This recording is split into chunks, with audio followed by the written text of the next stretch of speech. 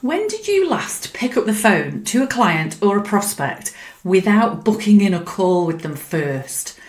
And how do you feel when the phone rings and it wasn't a call you were expecting? I do believe we are rapidly becoming a generation that will avoid conversation like the plague. We send a million emails and WhatsApp messages and all sorts of other messages rather than actually picking up the phone and speaking to people or getting onto a video call and speaking to people in that way.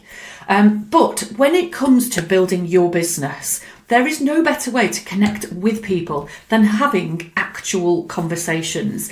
So this week, I want to talk to you about the benefits of conversation, and I want to really get you thinking about how you could build that little bit more of that into your business to really help you to build and strengthen connections with your clients and your prospects. So there are three reasons I really want to talk about today. And the first is that conversation builds connection.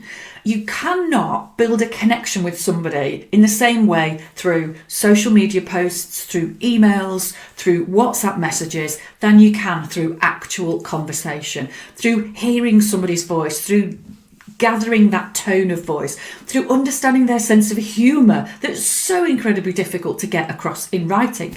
I'm a very sarcastic person. I know that might come as a surprise that she says in sarcastic tone, but I can't put sarcasm into emails and social media because it actually just comes across as very blunt and rude. So it's hard for people to really grasp that personality without a conversation. So there's tip number one: is conversation is all about connection.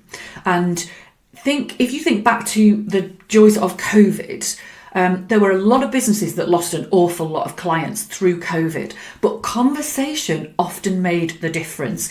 If somebody had a really strong connection with a client, then that client tended to stick. They had a stronger sense of loyalty. Whereas without that strength of connection, things were more transactional and that client was a lot more likely to give notice during tricky spells like COVID. So the depth of the connection is not only about strengthening the connection, but it's about gaining more clients and keeping those clients for a lot longer as well. That's the power of conversation. The second benefit is that it can save you so much time. How often have you had a ping pong email series where it feels like you've had about 50 emails just to try and agree a date in the diary? Or you've gone backwards and forwards trying to clarify something and you're nearly there, but you've got one more question. Or you've asked for some information, you've got most of it, now you need a bit more, and it's just backwards and forwards and backwards and forwards. Whereas actually, if you'd have just picked up the phone in the first place, you would have sorted the whole thing in 5 minutes. So it's very easy to think that a quick email or a message is a time saving and you can control it. You're not going to get into a conversation that runs all afternoon. You can control it. But you can just as easily control a conversation, and actually it might take you a heck of a lot less time. So do think about using conversation to actually control your time a little bit better. And then the third thing, which is really key, is conversation avoids misunderstanding and assumption. If you've ever looked into any sort of communication teachings, trainings, strategies, techniques, what have you, a lot of people talk about the communication triangle, which is about words, body language, and tone of voice. Some people call it words, music, and dance.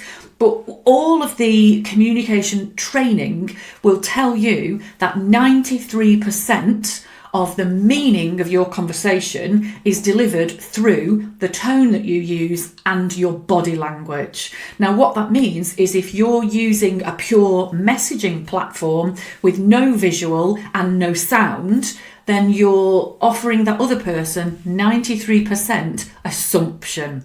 So certainly for anything that is slightly controversial or slightly negative, or where there's a conversation that needs to be constructive, I would always say get on the phone, have an honest conversation where you can hear each other's tone of voice. You can see whether somebody hear whether somebody is annoyed.